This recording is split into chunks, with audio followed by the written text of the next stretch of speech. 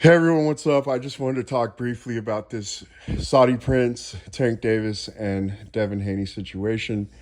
Um, we've already made a video on this. We told PBC and Tank that they finally need to let their balls drop and be men and stop inverting your genitalia into a vagina. You understand? I don't understand the nature of PBC, their thought process, their matchmaking, and everything. To me, it's a joke. And I'll have people in my comment section telling me how Al Heyman say boxing and all this other crap. Boxing has not been this least relevant ever since I've been alive as a person. And I was born in the 80s, guys. You new cats, I don't know what you think. You know, you guys with your Takeshi 6ix9ines and Lil Nas X's today. You know, you guys are a confused bunch. Don't talk to me about what has and what hasn't saved boxing. You understand? The formula of boxing is just as old as prostitution. It does not need reinvention. You don't have to reinvent the wheel. It's a very simple process. Very simple, not confusing at all. You understand? Very simple. You don't have to change up anything. Make the best fight the best. And boxing destroys all other competition. Do you understand? It's just that simple. That's the way it's been. Yeah, you've had football, you had basketball before, but nothing is like a big boxing match, guys. I'm trying to tell you. So no, I don't need you to try to tell me boxing history and who saved it and who hasn't. Al Heyman has not saved boxing. A lot of you guys, you just don't know what you're talking about. But now we got a Saudi Prince involved now, and he wants to make the Devin Haney versus Tank Davis fight. Now, we know that PBC doesn't have a home right now because they're $2 whores who go from network to network to network. You understand? They just try to, it's just like women today, modern women. You're going to get married, you'll get divorced, and then they jump to the next one and just continue the same process. You understand? They'll ruin one household to the next. And that's all PBC has done, guys. That's all Al Heyman is. You understand? But regardless, it's pretty simple. It's time to take the training wheels off of Tank, especially with his dumb mouth. These guys are never smart with what they do or what they say. And quite frankly, Al Heyman, if he was smart, he should ban his fighters from Twitter or whatever else, X, whatever you want to call it. All social media, to be quite honest with you. You know. But Tank yesterday said that he beat up Sean Porter in sparring. So what does he have a problem fighting this guy, although you had to weight drain and put a rehydration clause on Ryan Garcia, a guy with mental issues? You know what I'm saying? Who's not even that skilled. That's how shook you guys were from always trying to legitimize yourselves. There's nothing PBC is more scared of than putting their people and the best legacy-defining fights and their highest paydays. I don't understand why this consistent pattern has happened over the years with Al Heyman and PBC. And now we got a Saudi Prince even trying to get involved. Because, again, it doesn't make sense to people who actually been alive longer, you know, who grew up before the 2000s. You understand, like a lot of you dudes that be in my comment section, again, trying to inform me about boxing history and how Al Heyman has saved it. That's just some straight clown stuff, guys. We don't do clown stuff on this channel. I'm sorry, and we're never going to do clown stuff on this channel. Your dude needs to get off the training wheels, and he needs to finally be legitimized. I'm tired of hearing Floyd and all these other clowns talk about how Tank should be in the top 10 pound for pound. Why? What has he done? You beat a weight drain Ryan Garcia again, who's mentally ill. You understand? How is that a legacy-defining fight? No, I don't put much stock in that. I don't do it for Canelo. I'm not going to do it for Tank. To me, it's pathetic. You understand? Rigging the bullfight before the Matador steps in. I'm not impressed with that type of stuff. That's why I don't put stock in guys like Canelo. And I could care less what people say. He's the money man and whatever. He's not.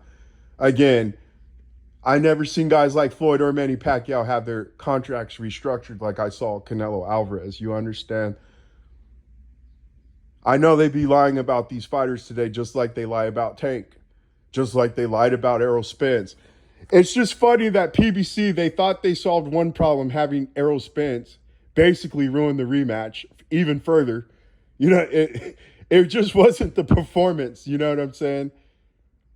But now they had to come out here and have him leave more bad taste in everybody's mouth with all these excuses that he's coming out with that he didn't address before the Terrence Crawford fight or after the Terrence Crawford fight. He was on a long layoff before the Terrence Crawford fight. He could have took care of these injuries, correct? No, he's going to wait 6 months after he done got outright utterly annihilated. Again, you know, I'm selling the Grand Canyon for you idiots that still come to my comment section telling me I'm full of cap. I'm trying to tell you it's a good deal, okay? But regardless, it's the same crap with Tank. And quite frankly, it's the same nonsense with Boots as well. We'll maybe get on Boots here in the future, you know. I know he wants to fight guys like Mario Barrios for a reason. And whoever else he said, he didn't sound too confident when he, you know, they never do when they say Bud's name. That's another consistent pattern with PBC fighters, by the way. But anyhow, it's pretty simple. It's time to legitimize Tank Davis if he's the truth or not. Because I already know the answer, and I've already told you guys the answer. This is going to wound up just like so many others. It's going to wound up like Errol Spence. It's going to wound up like Fulton. It's going to wound up like Wilder. And Wilder was fighting a guy, you know what I'm saying, who was like 400 pounds and had mental illness. Still getting exposed. But this coddling and this matchmaking that PBC does, it never helps their fighters. All it does is stunt their growth. And the same thing's going to happen when Tank meets up with Devin Haney. Again, you fought Sean Porter, and I'm sure you fought bigger guys is what you were trying to say yesterday on X, a.k.a. Twitter. You know, you done told on yourself again, you know, just like all these dumb PBC fighters.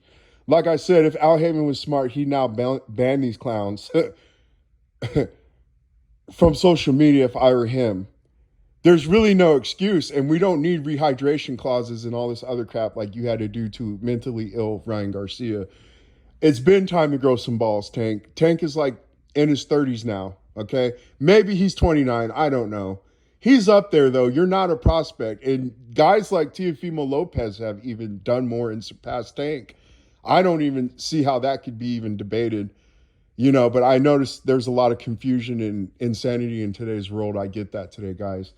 But it's now time to make this fight. It's now time for Tank to finally, you know, fight a real fight. I don't care about Isaac Cruz 2, the rematch. I don't care about it. That was almost a cherry pick gone wrong, by the way. Otherwise, why would you even be pushing a rematch, okay? If your hand injury was legit, then what's there to really prove? You beat a man with one hand. You understand? Why do you have to go back into a rematch with him? You know? But this, again, the same problem that you thought you were getting rid of by making Errol Spence basically kill the rematch, you know, and you guys don't want to pay up. Well, now you really have no excuse for this. We have a Saudi prince who's willing to front the bill for you, Al Heyman. You don't have to dig into your own pocket. You just have to simply move up out of the way. Are you guys going to finally put Tank into the real ocean, just like with Spence? There's a difference between the fish tank and the ocean, like we told you guys in the past. You know, your little simulated environment, it doesn't really prepare guys when they've been given floaties and training wheels and those types of things.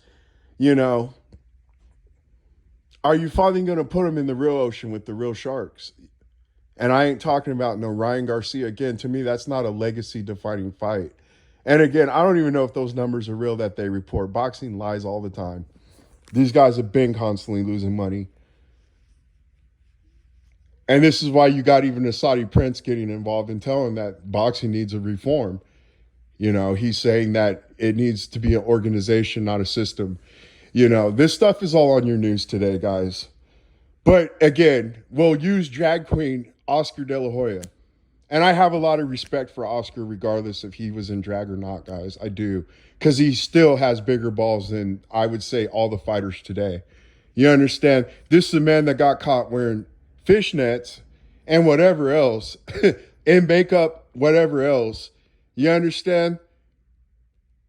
Lost most of his big fights, but he still made more money than all these clown fighters that are claiming that they're stars today. You understand? He went out there, he fought guys in their prime. He fought all the big names. He didn't really duck nobody at all. You can't sit here and claim that Oscar De La Hoya was a duck. And he was still making money. These fighters today, they just need to stop being scared. They need to stop following what their advisors and everybody else is telling them. You understand? And you got to start making a name for yourself, you know? UFC, their guys have multiple losses. That brand has been far more superior to boxing in the past 10 years, easily, guys. Even with their B-list fighters, they're able to put up far better pay-per-view numbers than boxing with their supposedly A-list fighters who are stars again. You know what I'm saying? UFC doesn't seem to have a problem, and they make their guys fight each other all the time. These guys pretty much they're not allowed to duck each other. They have to fight. You know what I'm saying? They have their system down packed. Boxing, on the other hand, you guys know the problem with boxing. I don't even have to go on and make this a long video. You guys already know what's up. Those of you who are smart, at least.